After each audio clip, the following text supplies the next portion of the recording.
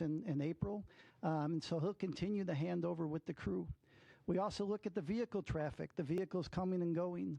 And when you pull all that together, the International Space Station program, the Commercial Crew program, and SpaceX came up with the plan that we just witnessed. The Crew 10 launch last week, the docking over the weekend, the undock early today, and then the landing that we just witnessed. So just an incredible amount of inputs that you get to pull all that together in order to have a successful operation.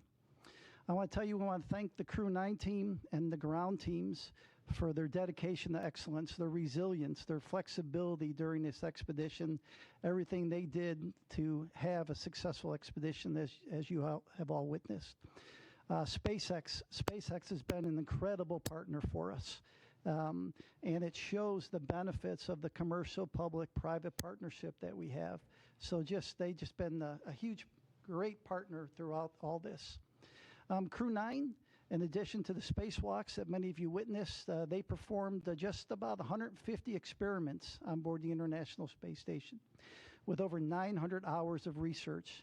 And the work we do on the International Space Station benefits the nation, benefits people on Earth, and are the building blocks for going back to the moon and to Mars.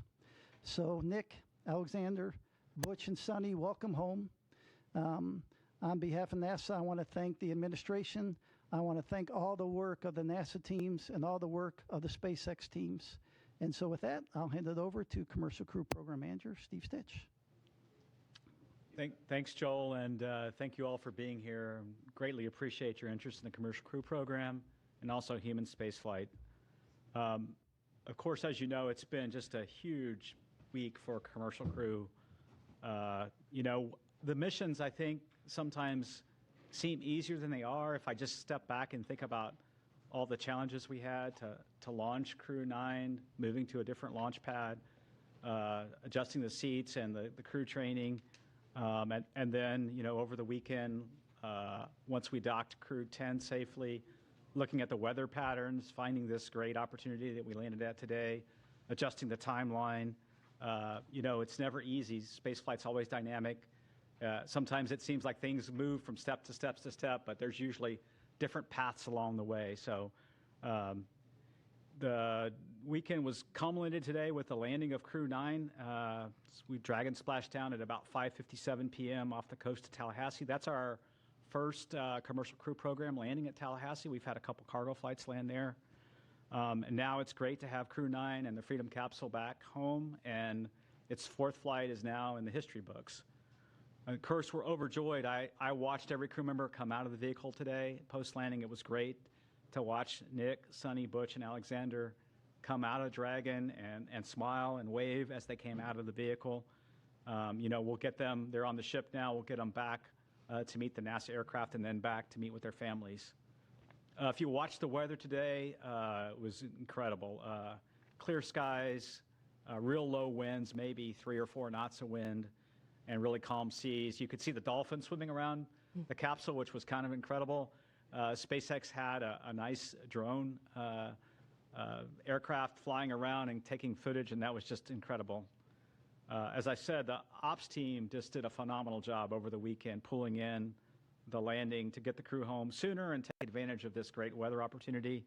Really appreciate the versatility of SpaceX, the ISS program, Commercial Crew Program, and the flight ops team in planning out the timeline, looking at the crew's workload, determining whether we could pull this off, doing sleep shifting, all those sorts of things that made this an opportunity happen. I also want to thank our partners at the U.S. Coast Guard. They were there on scene, protecting the scene and making sure that it was safe for mariners in the area. The FAA, the Department of Defense, continuing to support us. It's great to see the teams really in action. Overall, I would say it was a really clean undocking, reentry, and landing. The Dragon vehicle performed extremely well, didn't really have any issues to work. Little things, a GPS outage that we reset a filter on and things like that.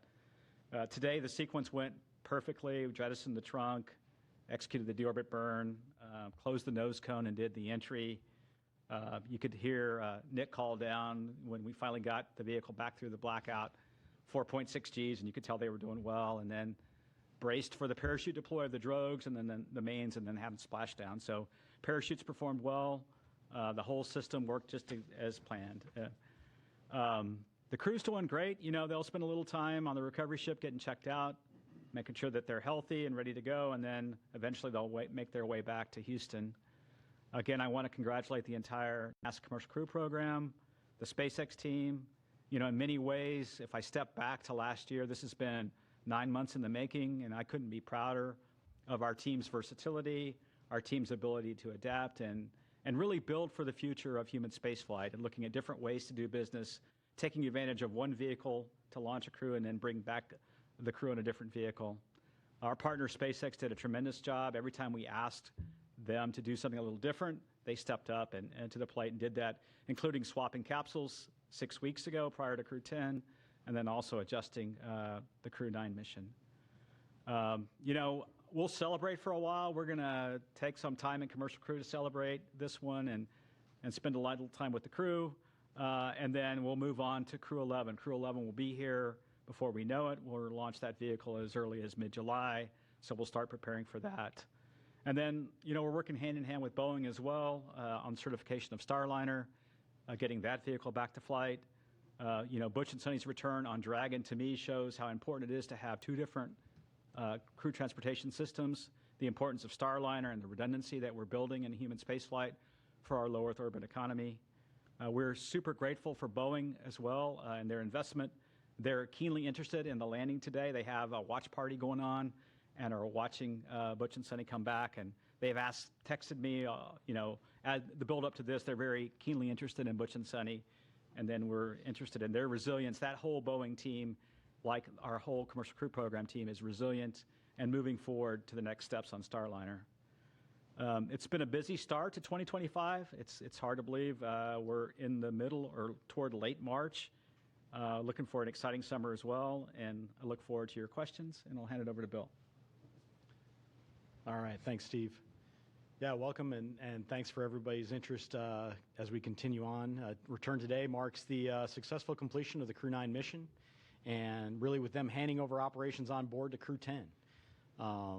Just some interesting stats as we go through. Nick and Alexander both spent 171 days in space on this trip, seeing the arrival and departure of 4 different visiting vehicles to the ISS. Butch and Suni spent 286 days in space, and they got to see 8 different visiting vehicles coming and going from the ISS. We stay really busy as we talk about all these vehicles coming and going from the station. Nick and Butch each conducted 1 spacewalk, and Suni conducted 2. That actually gave Suni the record for most time on spacewalks by a woman, and puts her 4th overall in terms of time outside doing spacewalks. The crew contributed to more than 150 unique experiments, like Joel said, including stem cell technology to potentially address blood diseases, autoimmune disorders, and cancers.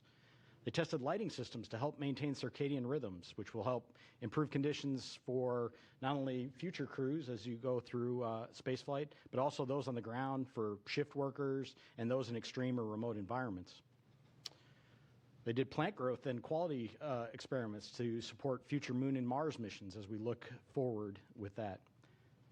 They loaded a really interesting experiment. JAXA had their first wooden satellite. They loaded that into and got that deployed from the ISS. And then as part of their spacewalk, Butch and Suni collected samples from the station's exterior to study the survivability of microorganisms in the vacuum of space.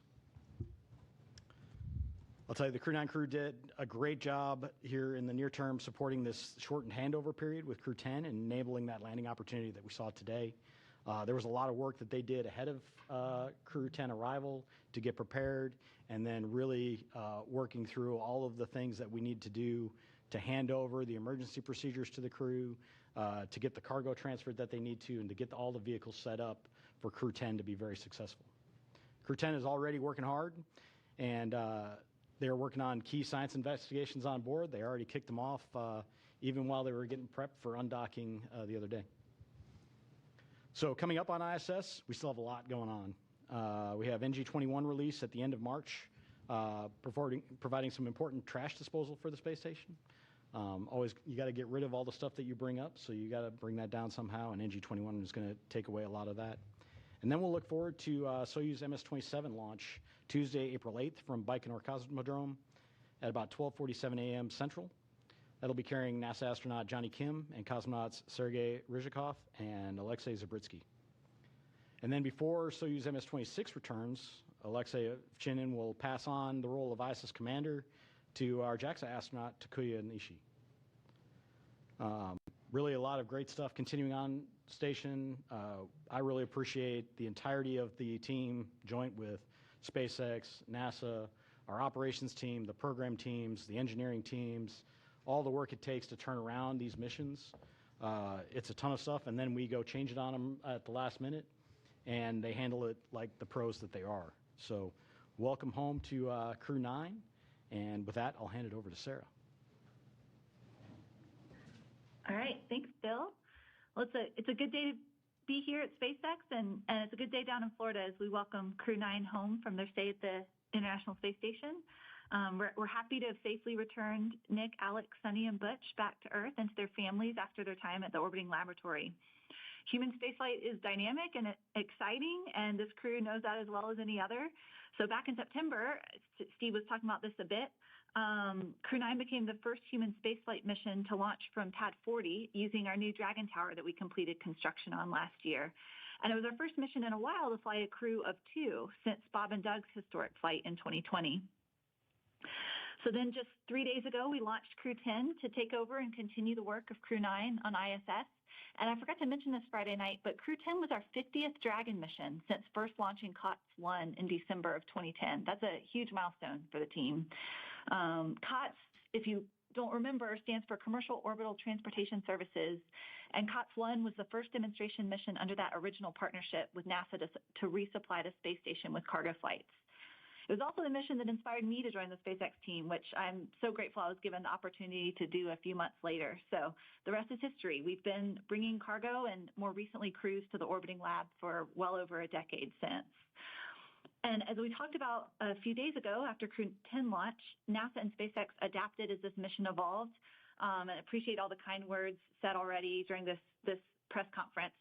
As we adapted together, we kept safety at the forefront. And thanks to the teamwork across the 2 agencies, a change in the Dragon spacecraft for Crew 10 and then a shortened handover helped accelerate the Crew 10 launch and the Crew 9 return. Then over the weekend, we decided as a joint team to undock a day earlier than originally planned to take advantage of some great weather we were seeing off the coast of Tallahassee for splashdown. So I know this required quite a bit of creativity from the NASA team and the onboard crew to compress the handover even further than they already had. And I'm thankful for everyone's hard work and flexibility to safely bring Dragon and the crew home today. I'd be remiss if I didn't acknowledge that today's return was also our final Dragon recovery on the East Coast. So after 6 years of successful recovery operations off the coast of Florida, we'll now be moving all Dragon recovery operations back to the West Coast. I just hope the California coast can bring as many dolphins as we saw during today's operation. That was really fun to see. We had a nominal return today. Dragon is healthy and the parachute performed as expected. The crew is likely on the recovery vessel now, soon to transit to the SpaceX NASA handover location, while the SpaceX vessel transports Dragon back to our refurbishment facility at Cape Canaveral in Florida. It's amazing to think that SpaceX has now safely flown 62 crew members from 14 countries to space, 52 of those to and from the International Space Station. Dragon has supported 46 missions to the station in all, and 29 of those on reflown Dragons. I think that's enough flights that we can be really proud of what the team has built together and what we've accomplished, but always with the humility and awareness that we will continue to learn every single mission. The stakes of getting this right are and always will be high. And as Bill Gerstenmaier often says, we must always stay hungry and vigilant to scour the data before, during, and after every operation we perform. It's always an honor for all of us here at SpaceX to launch human spaceflight missions and safely return astronauts and cosmonauts as we continue to advance human spaceflight. Thanks for having me on the briefing today and look forward to your questions. All right, thank you all for your opening remarks. We will go ahead and start taking some questions in the room, so please raise your hand, Gina. Go ahead. I think this is for Steve Stitch. I mean, Crew Nine's home, but the research hasn't stopped, because what you need to know about what happened with Butch and Suni on orbit, that's still an ongoing medical research project. Would you kind of like expand on that for me? What will you learn about their 9 months on the space station?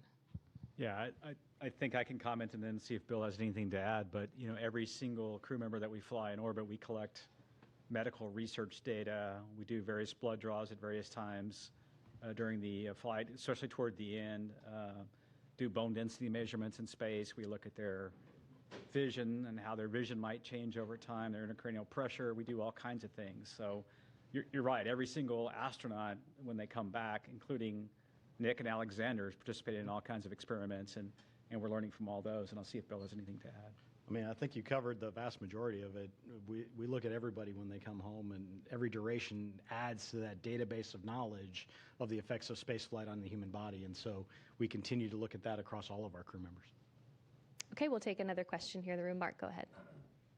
Mark Strassman, CBS News. Steve, I want to pick up on something you said, which is the keen interest in Butch and Suni. All 5 major television networks cut in with live special reports following the splashdown, because Butch and Suni have arguably become America's most famous astronauts over the course of their 9-month saga. So now that they're home, now that the saga is over, what to you is the takeaway? Yeah, I think that's a great question, and I haven't probably had a lot of time to reflect. You know, we're certainly looking at Starliner very carefully. We're in the process of looking at that vehicle, looking at the helium system. We've got some candidate seals that we're going to replace. We'll get into some testing here over the summer timeframe with what we call an integrated doghouse at White Sands. So we're looking at that. You know, the thing I think back of this whole timeframe is how really resilient Butch and Suni were the whole time. I mean, they launched on what was going to be a short test flight with the crew flight test vehicle with Boeing. And then they moved very quickly into station increment operations, and they became seamlessly part of the International Space Station. And they did that because they're experienced astronauts, and we had prepared, right? We had flown gloves for them to do spacewalks, and we had flown a lot of components for them. So I think that shows the adaptability of crew members. And if I think forward to exploration and maybe some harsh missions to the Martian surface someday, or back to the moon, you know, the adaptability of crew members, changing the timeline for their return. Certainly a huge thank you to their families. You know, when you think about Butch and Suni, they enjoyed their time on station. They got to do spacewalks, and they got to do lots of cool science and things like that. Their families are the ones that really, you know, kudos to them for being resilient in a planned short duration flight now turning into a long duration. And I think back of when they went into quarantine. They went into quarantine in the April timeframe for the early May launch that we had for the crewed flight test. So the families, a huge thank you to them. I'm sure the reunion is going to be wonderful with the families. And we'll keep learning as we go and keep being adaptable in the future.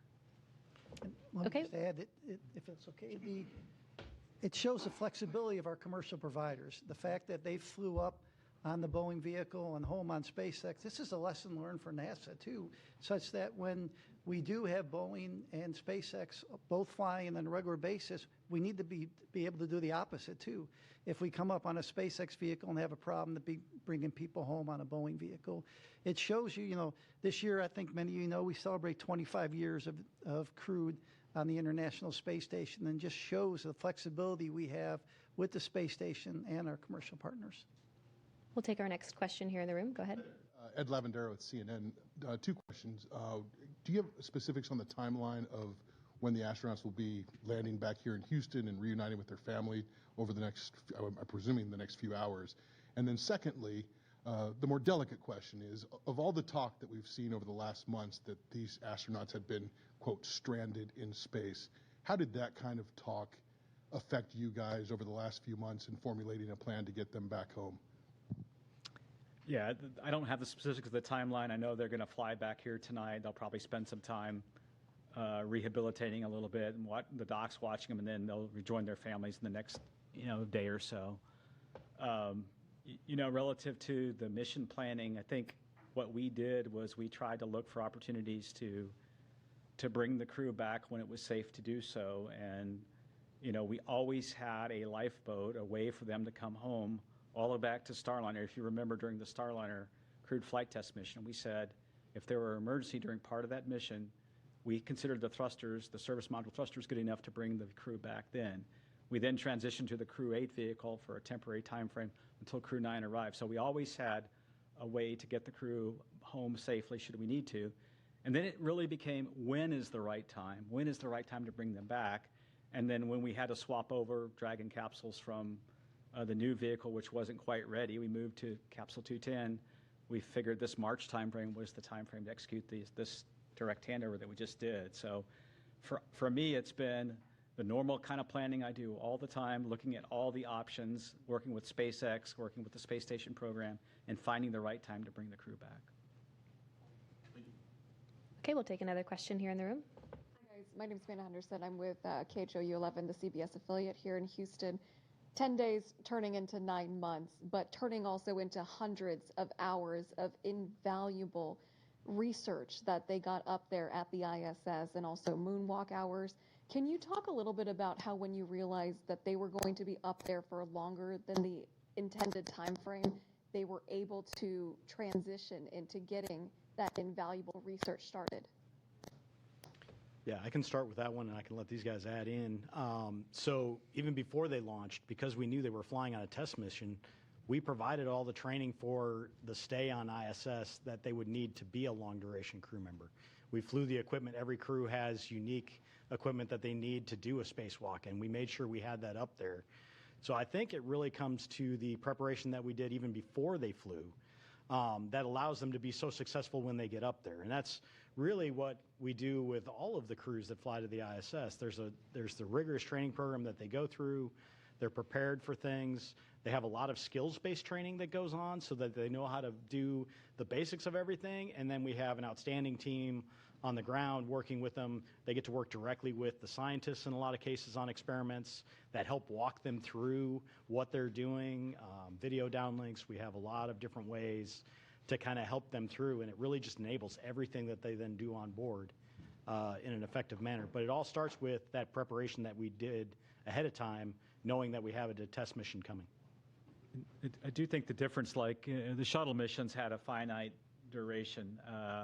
The way the space shuttle worked, it had fuel cells, and they used liquid oxygen, liquid hydrogen to power those fuel cells. And so at some point, that vehicle had to return. But the beauty of the space station is wonderful laboratory, wonderful place for the astronauts to live and work, and you can almost stop the clock if you have a problem. And I think that's something that we learned on this flight that's a little bit different is, so when Starliner we had planned for maybe a short 10 to 2 week mission for a test flight. When we needed more time, we took that time to understand the vehicle, and then when we determined that the better option would be to bring Butch and Suni back on Dragon, we pivoted over to that plan. So I think Station gives us that flexibility that we never had before, and we also have flexibility now, as Joel said, with 2 different vehicles. So someday there may be a case where we're using Starliner to handle a Dragon contingency problem of some sort. So we have a luxury that we didn't have in the past, and so we're adapting and learning from that. All right, we'll head over to our phone bridge to Marcia Dunn with the Associated Press. Yes, good evening. Probably for you, Steve. I understand the crew is being flown to Houston tonight and that they'll be staying at JSC in crew quarters. When will they be able to go home if they're feeling good? How much time off do they get before they have to go back to work? Are you giving them some extra bonus vacation? And when do you have to decide whether Starliner is going to be carrying Crew 12 up? What's the deadline for deciding on that mission, whether it'll be Starliner or Dragon? Thanks.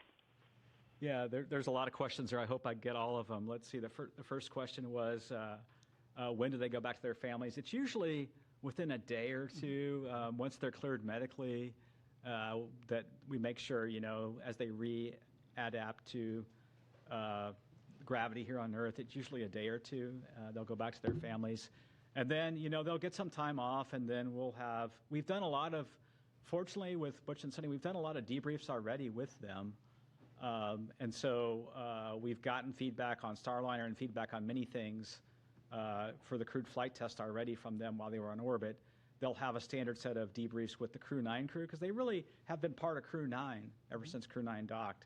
So they'll go through a series of debriefs, and then, but they will get some well-deserved time off, well-deserved time with their families. It's been a long time for them, and look forward to hearing their stories about meeting with their family. I think the last question, Marcia, was when do we have to decide Crew 12 versus the next step with Starliner? And we probably have a little bit more time as we get into the summer and understand the testing we're going to go do to make that decision, whether it be Crew 12 as the next flight or Starliner. You know, we're also looking at some options for Starliner. Should we need to, of flying it uncrewed. The vehicle has the capability to fly uncrewed if we need to. And so we'll kind of weigh all those things as we get the testing and analysis behind us.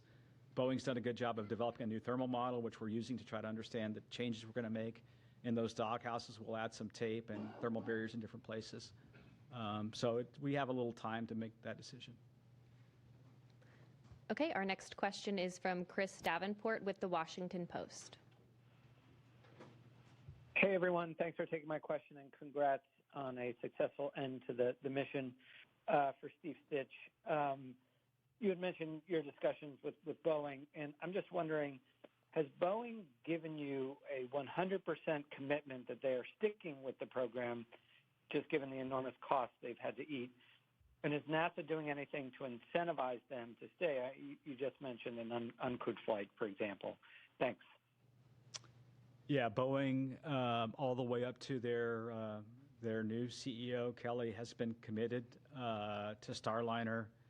I can see that in the way they're approaching their solution to the problems.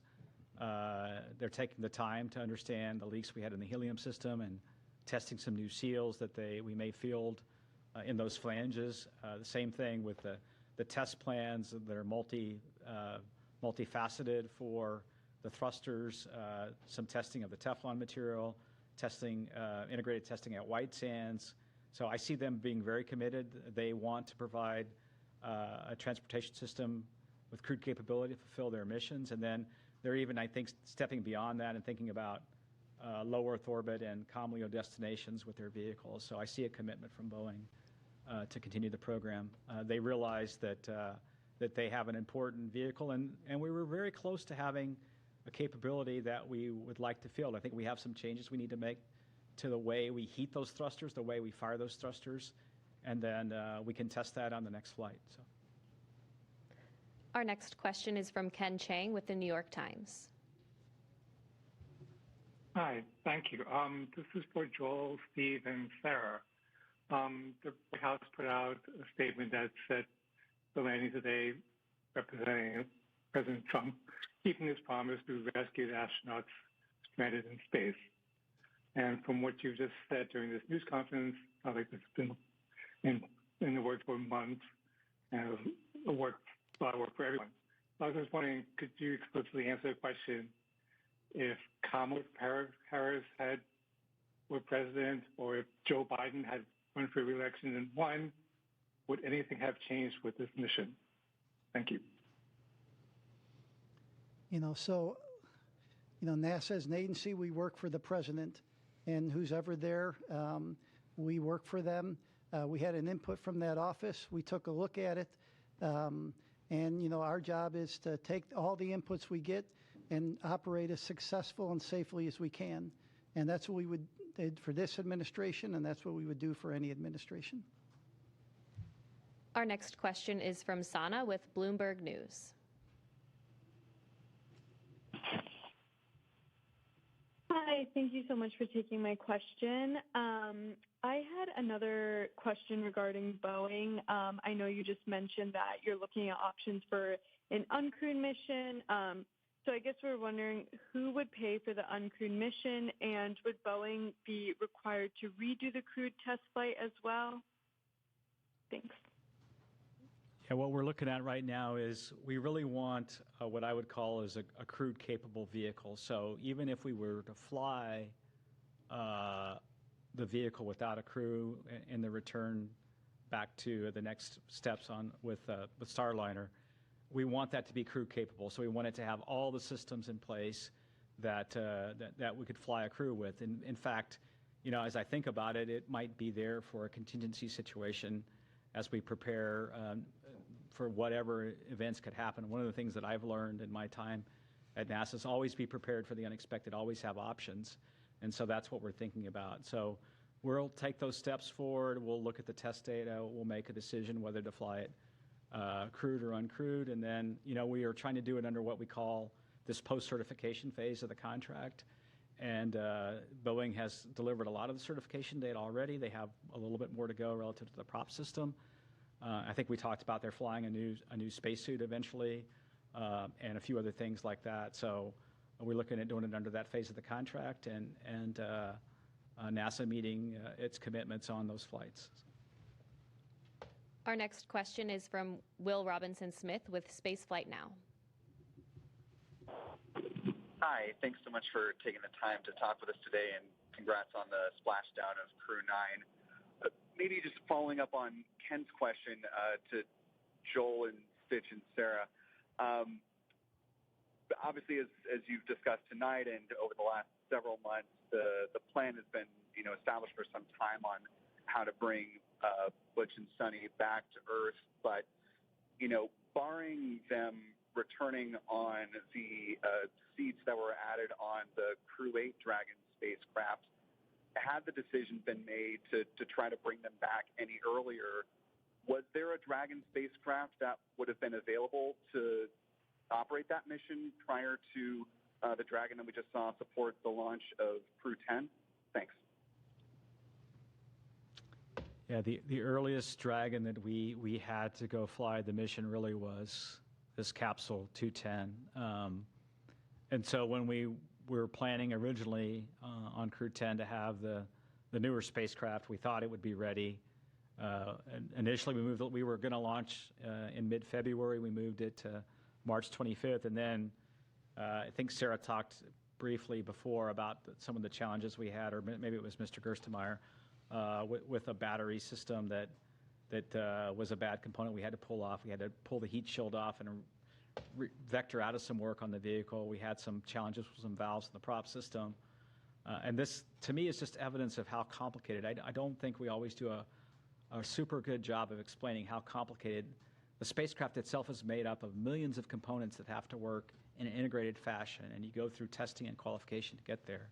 And so those components didn't work. And when we looked at that, we just pivoted over to the vehicle that was going to be ready the soonest, which was Capsule 210, and that led us to the March 12th date and then eventually the March 15th launch. Our next. Yeah, and maybe I would just add that with 5 Crew Dragon spacecraft in the fleet, certainly many paths are possible, right? With the allocations as we had them with our current slate of missions in the next 12 to 18 months, exactly as Steve said, it was the new spacecraft that was anticipated to be ready first, with the one we ended up flying shortly on the heels, and then when we ran into a processing issue on that new vehicle, the other one could be ready sooner, and so those were the 2 that were coming available. But certainly we can pivot and adapt. Flexibility is the name of the game, right? And so if we change what lanes or what stage of the flow any given spacecraft is in, we can open up other options available. But we had these vehicles allotted to or allocated to specific missions, and these were the 2 spacecraft that met the need that we had here in the spring to fly these missions in the timeframes that they were requested. All right, our next question is from Joey Roulette. Hey, thanks. Just 2 questions. One quick one for Steve. I just want to be clear. So it sounds like the testing results that you guys are going to have with Starliner this summer and maybe later on is going to determine whether its next mission is uncrewed or crewed. And whatever that next crewed mission is that going to be like a routine certification crew mission, or might there be another CFT? And then the second question is for Bill Specht. I was just wondering if there's any studies that Butch and Suni are involved in that investigates the like behavioral or psychological kind of response to not just long duration spaceflight, but unexpected changes to a mission in the middle of it. Thanks. Yeah, when we look back at the crewed flight test, we got a lot of good data out of that flight relative to having a crew on board. So really the thing that we need to solidify and go test is the prop system and the service module. We need to make sure we can eliminate the helium leaks, eliminate the service module thruster issues that we had on docking, and then the rest of the vehicle performed really well. So when we look forward, what we'd like to do is that one flight and then get into a crew rotation flight. So the next flight up would really test all the changes we're making to the vehicle, and then the next flight beyond that, we really need to get Boeing into a crewed rotation. So that's kind of the strategy. Yeah, and then to your second question, all of our crew members go through evaluations. They fill out surveys. They do medical evals. So all of these things happen on every crew member. So we do get some unique data from Butch and Suni based on their stay, but it's something that we do with every crew member that flies. There's always changes that happen on board. There's always adjustments that we have to make that all of the crew members adapt to. As you've watched with our flight schedule over the years, it's very rare that we actually get a flight to fly exactly where we planned it 2 years out when they were thinking it was going to be. So it's okay that we have these changes and they adapt really well. But everybody gets kind of looked at in terms of those effects and understanding just the effects of spaceflight on them. So. Okay, our next question is from Maria with KBIR Knoxville. Hi, yes, thank you so much for your time. If someone can walk me through the physical and mental adjustments that the astronauts are going to be experiencing. I can try and see if Bill and Joel have anything to add. When they get back, the body is an amazingly adaptable.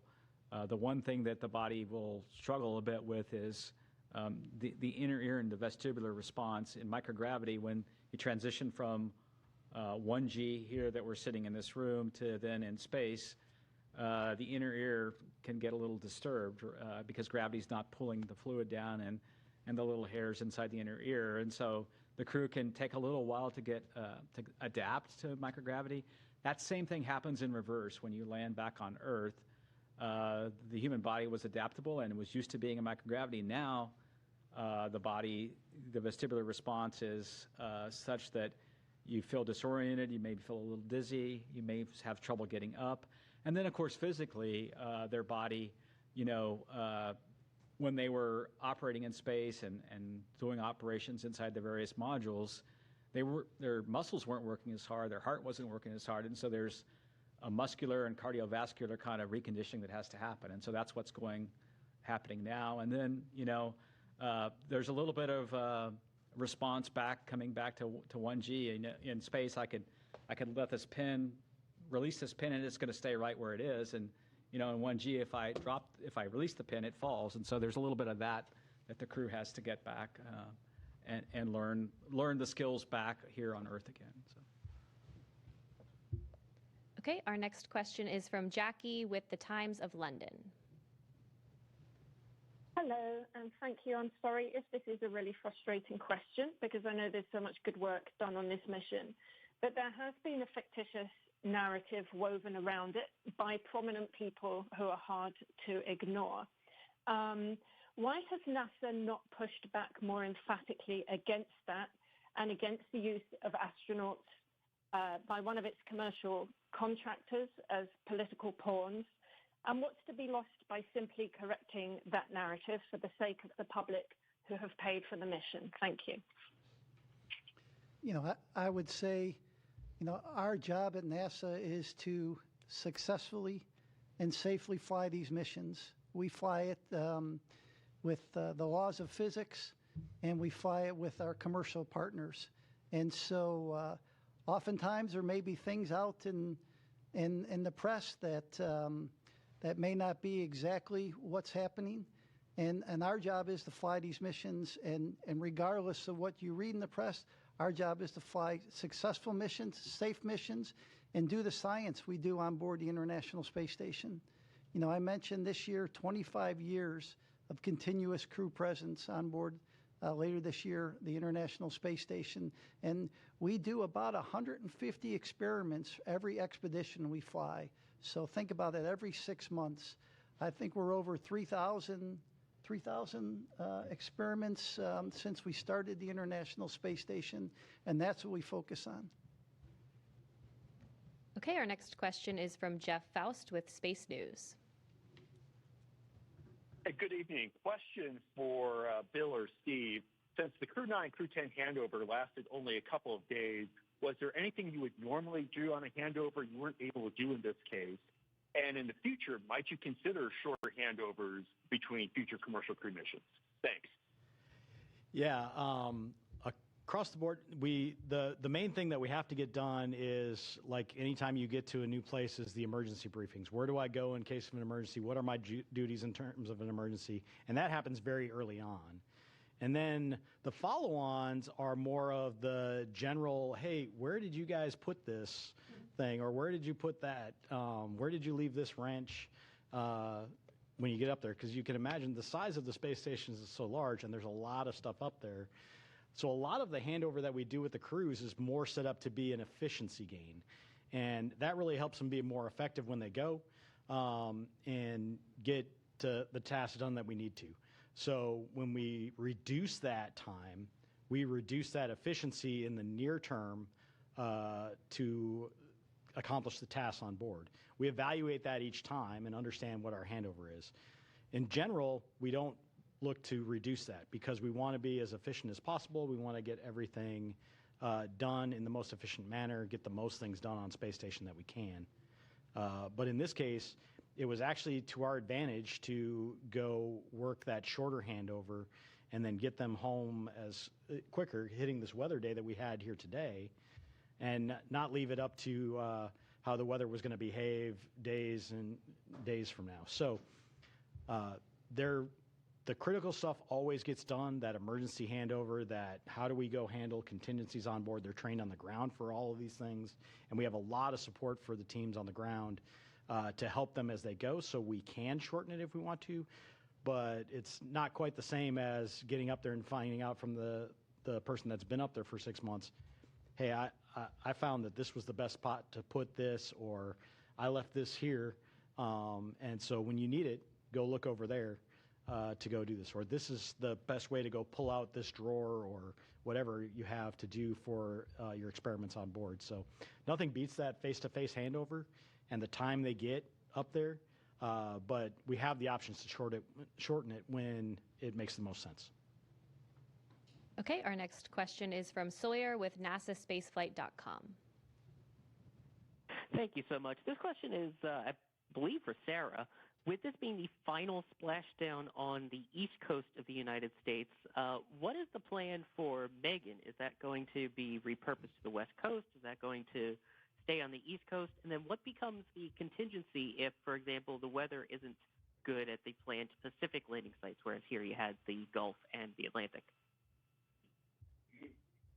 Hey, we don't know the answer yet to what will happen, what will become of Megan. We've got Shannon here on the West Coast. I'm sitting here in California right now, and there's unique benefits and unique challenges of weather patterns on the West Coast versus the East Coast. Just one example, we have far more stable weather in terms of wind and wind speed, wave height than we did in Florida. So where we needed numerous sites on both coasts of Florida to provide geographic diversity to avoid weather patterns that may be happening in one area and not another, not so much the case on the West Coast.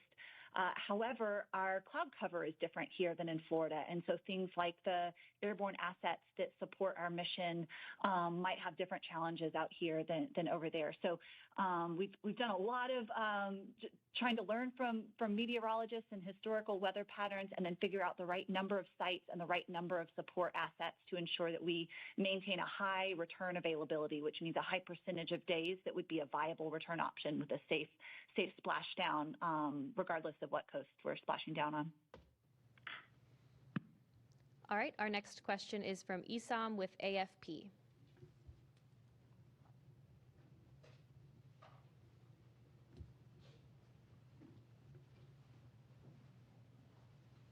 If you're talking, we can't hear you. Oh, sorry about that. I was on mute. A couple of quick questions. Steve, you mentioned that they'd be released to their families in a day or two. but they're still going to be going through with rehabilitation for quite a while, right? If you could discuss that. And the other second question is just a bit broader to follow on from some of my colleagues. As Steve confirmed that, Crew 10 was the designated mission that this could happen, could you help us sort of square that circle that, with praising the administration for accelerating the timeline? How concretely, just to follow up on my colleagues' questions, how concretely can the administration be credited with accelerating the recovery when, the plan hasn't fundamentally changed here? It's just something that we're having a little bit of trouble understanding. Thank you. Yeah. I'll talk the rehabilitation and let Joel talk about the other questions. Rehabilitation will continue. There's a sequence of exercises that they do to try to regain their physical strength over a number of weeks. It's a pretty standard protocol that they go through post-landing to recover. It's well documented, well practiced, and the docs and the trainers that do this work will kind of follow each crew member, whether it be Butch and Suni or the others. We talk about Butch and Suni because they had a 9-month stay, but the others had 171-day stay or so, which is pretty typical of what we've had. And I'll let Joel handle the other questions. And so you were asking the input from the administration. So I think Ken Bowersock said it well the other day. It excited the system, right? It gave us some energy in the system. But the other input was to do this successfully and safely. And that's why I talked about all the different inputs that you get. We got the input from the White House, but you also have to look at the vehicle readiness. We talked about looking at weather. We talked about recovery team, handover, the vehicle traffic going to and from the International Space Station. So when you put all that together, we came up with, I thought, a pretty good plan that the teams executed over the last 4 or 5 days. All right, we'll take the next question here in the room. Darlene Ferris with Fox 26 Houston.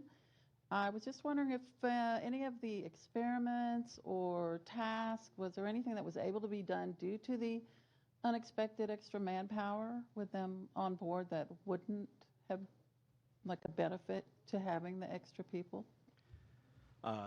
So we, once Crew 9 arrived and Crew 8 departed, we were at our normal crew level.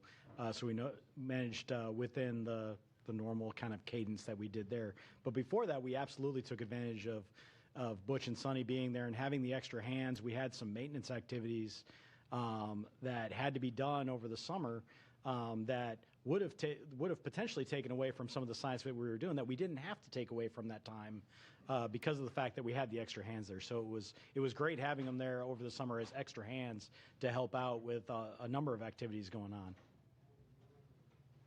Okay, we'll take our next question here in the room. This may be premature, but initial reports from the recovery ship just about their condition and how they're doing, has anybody heard? I haven't heard anything specifically from the recovery team, but just in looking at the way as they came out of Dragon, they all looked very healthy. You could tell they all looked like they were feeling about normal for the landing and recovery phase where their body's trying to readapt. So, yeah, I haven't heard any reports of anything other than that they're doing well. So I saw a lot of smiling and waving. Yes. Okay, our next question is from Ellen with thedailymail.com. Hi, thank you guys so much for taking our questions tonight. This question is for Joel. Barry Wilmore's daughter spoke out on social media and blamed politics and negligence for her dad's delayed return. We know that President Trump and Elon Musk both said the previous administration didn't want to bring the Starliner crew back for political reasons. Can you comment on these claims? Yeah, so I wasn't involved in any conversations with the previous administration. It was clear we have a request from the current administration, and the results you saw is what we saw today with the landing of Crew 9. Okay, we'll take our next question here in the room. Have you guys gotten a chance to talk with the families of Butch and Suni? And I mean, I'm sure just being able to see them wave and smile today is a huge relief for them, but they've been in quarantine and up in space for almost a year. How are they feeling with everything? Yeah, I haven't talked personally to the families, but I know the astronauts have a great support system. In other words, they're able to effectively FaceTime with their family and keep in touch with their family. I'm sure Butch is looking forward, and Suni both coming. Easter's coming up, and there's graduations coming up, and there's lots of family activities coming up that the timing's probably pretty good for. So I haven't had a chance to talk to the family. So My guess they had bigger smiles than the crew members. yes. Okay, our next question is from Mike with space.com. Thank you, guys. This is probably for Sarah. I was just wondering, were there any different approaches that you guys took with this Dragon to kind of meet this faster deadline, or this, and if there were any kind of changes to the processing, are there things you can take into future missions? Hey, no changes to the processing. And actually, if you're able to go back and listen to Friday night's briefing, I think Steve also shared a little more detail about that. But similar process, it's just a matter of doing a little bit of Tetris within our facilities of what vehicles are going into what tests or what operations in the pre-launch processing flow first. So we certainly did that. There's a few items of hardware within the vehicle that are unique to the specific crew flying. For example, we have small, medium, and large seat buckets installed in each of the 4 locations, and then custom foam for each individual to further customize their experience. And so there was a little bit of just doing the tally on the unique hardware and making sure it was all okay to be used for this mission, but nothing unique to the actual processing flow itself. Okay, our next question is from Carolyn with Fortune Magazine. Thank you very much, and congratulations. I'm wondering, can you just share a little more how Suni and Butch handled kind of the switch mentally to the 9-month mission, besides being very resilient, and what advice you give the rest of us lonely humans when we encounter challenging circumstances? And then maybe just talk a little more about the physical repercussions with respect to radiation, effects on the heart and cornea, that kind of thing, and how we go about planning to protect against that when we think about missions like to Mars and extended stays. Thanks. I can start, and then the other guys could ask. Before an astronaut flies, we talk to the crew. The crew members are talked to about extending. Hey, you may be assigned for a 6-month mission or an 8-day mission in this case, and you may be extended. Frank Rubio was an example, right? Mark Vande Hei was an example. So this isn't the first time that people are flown. Clearly their mission was much shorter than those other missions, but the crew members are talked about, hey, what would you do if you had to be up there for a year? So they mentally prepare before they launch, and they talk to the other crew members that have flown for these long duration missions. And so the teams are preparing. We do different things on the ground. If you're there a little longer than normal, maybe you'll have some extra family conference times, or maybe a half day off after a certain amount of time on orbit. And so we had experience from past crew members, and we made changes in the operations and how we do that. And so let's see, Bill, if you want to add anything to that. Yeah, I think the other question was, really on kind of the effects of space on people in general, and when you change the duration on them. We look at every crew member when they're going up and making sure that we feel confident, even if their mission had to be extended, that they're up for it and that they've got, I think, the time allowable, I think, for them to stay in space and to go through that. We monitor everything on board. We keep an eye on things like radiation. We keep an eye on things like solar activity that can affect that. We keep an eye on the rest of the environmental factors on board, whether it be the carbon dioxide levels, the CO2 levels, the contaminants that we have on board. We have scrubbers and filters and things that take that out. So we do all the things that we would normally do to manage that for crew and minimize their exposure to anything that could be considered harmful. And then we limit the times to the best of our ability that we can up there. Our next question is from Marcia Smith with spacepolicyonline.com. Thanks so much. Steve, you mentioned that Crew 11 might launch as early as July, which seems like a pretty short interval for Crew 10 to be up there. Could you talk about what's driving you to launch as early as July? And will either of the astronauts who are bumped from Crew 9 be on Crew 11, Stephanie Wilson or Zena Cardman? And which capsule will they be flying? Let's see the timing for that mission right now. Originally we were going to fly that mission. We had been, if you look at historically, our rotations have been in February and August. There is a particular SpaceX cargo flight, CRS-33, that has the ability to do some reboost for the space station, and that needs to fly in that late August, early September timeframe. And so we moved our handover up. That boost trunk is what we call it, will be there for a large part of the fall timeframe. So to get all the propellant used on that mission. So that's why we looked at moving it up. Right now, we think we'll fly probably the Capsule 206, which is our fleet leader. It'll be on its 6th flight. We'll continue to work that with SpaceX.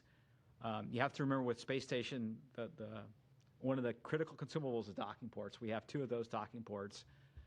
And so once we fly that CRS-33 mission with the boost trunk, one of those docking ports will be tied up for an extended duration. And we like to do this direct handover. We like to ensure the new vehicle is there, the new crew's there, before we undock the astronauts that have been there for the increment in progress. And so when you put all that together, it drove us to look at right now, mid to late July. Of course, things can change over time, but that's kind of what we're looking at.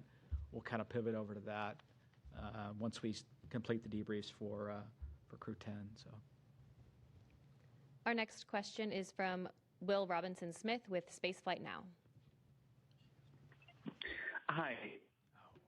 Taking a question from us. Question to Steve Stitch. Going back to the comment you made earlier in this brief, correct me if I'm wrong, but I think you said that there was another look that needed to be taken at the flight suit for those flying both these flyers. Can you add a little bit of detail into that may need to be changed and the reason for that? Thanks. Did you get that? I couldn't. I'm sorry, you're coming in a little bit, it's breaking up a little bit. Can you please try to repeat your question?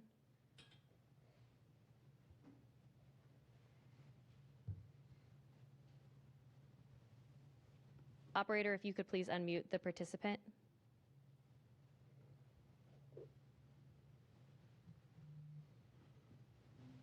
Will, if you're talking, we can't hear you.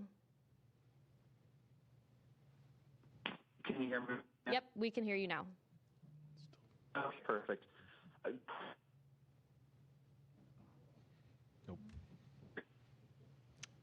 I'm sorry, we keep losing you. If you could just follow up with us after this news conference, we'll be happy to get a response over to you from the panel up here. But for now, that'll do it for our press conference this evening. Once again, Crew 9 is safely back on Earth. And as always, you can follow NASA and all of our missions on nasa.gov. Thanks for joining. We'll see you next time.